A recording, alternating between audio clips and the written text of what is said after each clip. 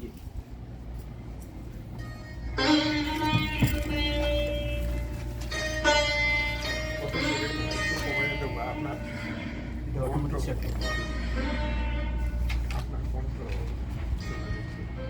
আসসালামু আলাইকুম। সাহিত্যা সাহিত্য ক্লাব ছায়ের আড্ডায় প্রথমত আমি জুলি রহমানকে শুভেচ্ছা জানাচ্ছি এবং ওনার সাথে যারা আছেন তাদেরকেও আমি অন্তরের অন্তঃস্থল থেকে শুভেচ্ছা জানাচ্ছি। বিশেষ করে আজকের সভাপতি আমাদের প্রফেসর কাইয়ুম সাহেবকে আমার অন্তরের অন্তঃস্থল থেকে শুভেচ্ছা জানাচ্ছি। আমাদের বদরুল সাহেব আছেন, মল্লিকা আরো যারা ভাইরা আছেন সবাইকে আমার অন্তরের অন্তঃস্থল থেকে শুভেচ্ছা জানাচ্ছি। আমরা নবডি ইজ পারফেক্ট, আমাদের যদি কোনো ভুল ত্রুটি হয়ে থাকে আপনারা সবাই সুন্দর দৃশ্যে দেখবেন। আজকে আমি কবিতা পড়বো না, গানও গাওয়ার ইচ্ছা ছিল, সেই সময় নাই কারণ সবাই ব্যস্ত। আমি বাস্তব জিনিসকে নিয়ে কিছু লেখালেখি করে তাড়াহুড়া করে এটা আপনাদের কাছে পৌঁছে দিব। অনেক কিছু বলার ছিল কিন্তু আমি সংক্ষেপে বলবো।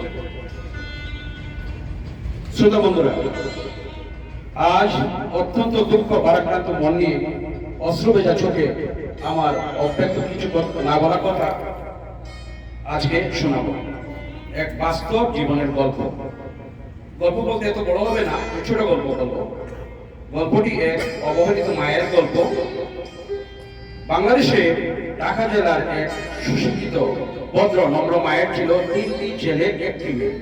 প্রথম ছেলে বুয়েট কলেজের প্রফেসর, আরেকজন সচিব, অন্যজন কানাডা প্রবাসী, মেয়েটি ছিল কলেজের শিক্ষিকা। বর্তমান সমাজে এরাই প্রথম শ্রেণীর মানুষ। কিন্তু 9 দিন যাবৎ সন্তানদের মা জননী নিজ বাসভবনে ইন্তেকাল করেন। ইন্না লিল্লাহি ওয়া ইন্না ইলাইহি রাজিউন। দেখুন, মায়ের করুণ মৃত্যু হলো 4 প্রতিষ্ঠিত সন্তান জানে না। শুনেছি মায়ের পাশের রুমে থেকেও মৃত্যুর খবর তার মেয়ে জানে না। সন্তানরা মায়ের খোঁজ রাখে না, অবহেলা করছে। জানতে পারলাম মায়ের রুমের যা অবস্থা, অপরিষ্কার, অপরিচ্ছন্ন, দুর্গন্ধ। ঘরের ভিতর বসেবার পাশের সম্পূর্ণ অযোগ্য। বৃদ্ধ মহিলা একাকিত্বে মরে পচে গলে পোকা ধরেছে, শরীরে পোকা, শরীরের মাংস পচে গলে দুর্গন্ধ হয়েছে। অথচ মায়ের 4 সুশিক্ষিত সন্তানেরা মায়ের মৃত্যুর খবর জানে না। বাড়ির বাহির দিক সুন্দর, চাকচাক অট্টালিকা, কিন্তু ঘরের ভিতর অপরিষ্কার, ময়লা আবর্জনা পরিপূর্ণ। তেমনি মানুষের এরকম, অনেকের উপরের চাকচিক্য অনেক সুন্দর কিন্তু ভিতরে এই ময়লার মতোই। আমি একটা উদাহরণ দিতে দ্বিধাবোধ করি না।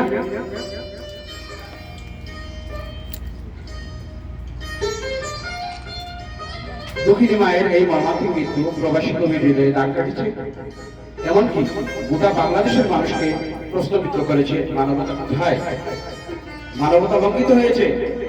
সমাজের সংগতি অসঙ্গতি আজ কোন দান প্রান্তে এলো? জাতির কাছে প্রবাসী কবির এটাই প্রশ্ন। এই যুগে সন্তানদের মা বাবার প্রতি এত অবহেলা কেন? আমার মাথায় আসে না। এই নবযুগের ডিগ্রিধারী শিক্ষিত মূর্খ সন্তানেরা প্রতিটি অবহেলিত মা বাবার কঠিন বার্তা, তোমাদের এই নোংরা আচরণকে আরো মনে প্রাণে আমরা ঘৃণা করি। তোমরা মানুষ নামের কলঙ্ক, তোমরা মানুষরূপী জানোয়ার, কুলাঙ্গার, মানব জাতির কলঙ্ক। এর বেশি কিছু বলার আমার ভাষা নেই। আমার এই উক্তির জন্য আমি নিজেই দুঃখিত, ক্ষমাপ্রাপ্ত। বাংলাদেশের বর্তমান যুগের শিক্ষিত ছেলে মেয়ে ঠিক তার উল্টা। বেশিরভাগ ছেলে মেয়ে মা বাবার প্রতি অবহেলা, সম্মান করে না। কিছু কিছু ছেলে মেয়ে যারা অল্প লেখাপড়া করে তারা তাদের মা বাবাকে যত্ন নেয়, সেবা করে, সম্মান করে। এটাই এই যুগের সত্যি কথা। আমেরিকায় জন্মগত সন্তান তার মা বাবাকে, দাদা দাদি, নানা নানি, মুরব্বী সবাইকে শ্রদ্ধা করে। ট্রেনে বাসে যখন আপনি থাকবেন, একজন মুরব্বী দেখে এই দেশের তরুণেরা ওকে সিট দিয়ে দেয়। রাস্তায় যদি কোনো মুরব্বী কোনো কিছু বহন না করতে পারে, ওরা দৌড়ে এসে বলে তরুণেরা, আই ক্যান হেল্প ইউ। তখন ওরা সাথে সাথে সাহায্য করে। এইগুলো দেখে আসলে আমাদের বাংলাদেশি প্রজন্মদের সবাই শিক্ষা নেওয়া উচিত।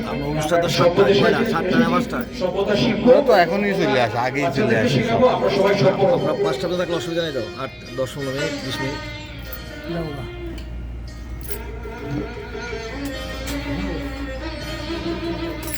যাক,